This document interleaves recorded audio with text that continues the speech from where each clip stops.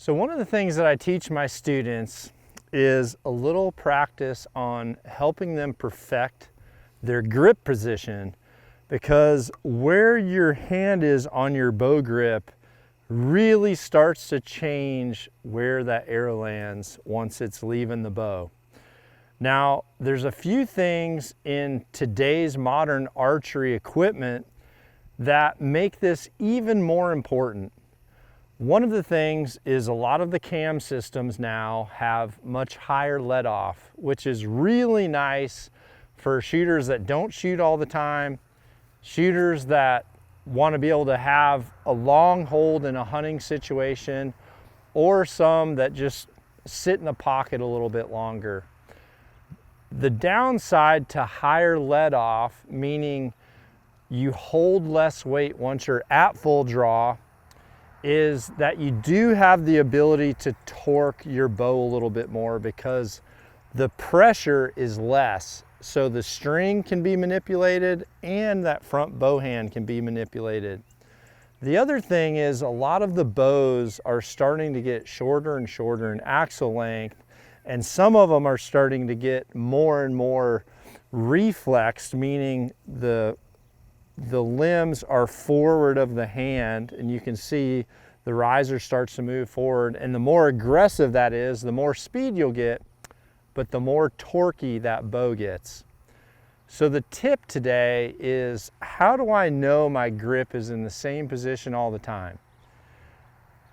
Those last two shots I made were by holding a lighter like this. This is something that I teach my students because a very common mistake people make is they get too deep into the grip. In other words, they're taking this palm and they're crossing over like this and they're grabbing the bow. And that immediately torques the bow and it changes your left and right impact so much. So what I like to tell people is, when you look at a bow grip, you want the grip from the saddle of the hand right here down to where the thumb is connecting into the wrist. And you can see that lifeline right there. You don't want to cross the lifeline over by turning your thumb up too much. You don't want to grab the bow. You don't want your hand so straightened out that you're actually pushing on the bow as well. You want that wrist back.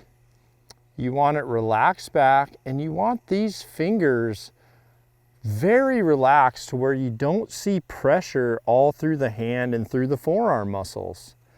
So it's such an easy thing to do, to take this and just lightly hold that lighter in your hand and then have your bow grip be in a position just like I described from the saddle. And when the hand relaxes back, it's pushing right where that thumb connects into the wrist. Okay, so slide up, even pressure from here to here. I'm not crossing over to where my palm is on this side of the bow. Simply that thumb pad is all you can see on this side of the bow. And by holding that lighter lightly with your fingers like that, you're actually not applying front pressure to the bow that can turn it that way. Or if you cross this way, you turn it that way, and you end up aiming off the target without even knowing. So get a little lighter, hold that in your last three fingers lightly, just like this. Relax the hand back. The bow is going to go in that hand. Even pressure top to bottom. It's going to look just like this from the front. This is something that you can get some pictures, have someone step to the side, get some pictures. But this is an easy thing for you to practice. And if you instantly notice a difference in your lefts and rights, then that's going to be an indicator that you were probably torquing your bow before, and some of those inconsistencies were coming from your front bow grip and not necessarily the tune of your bow.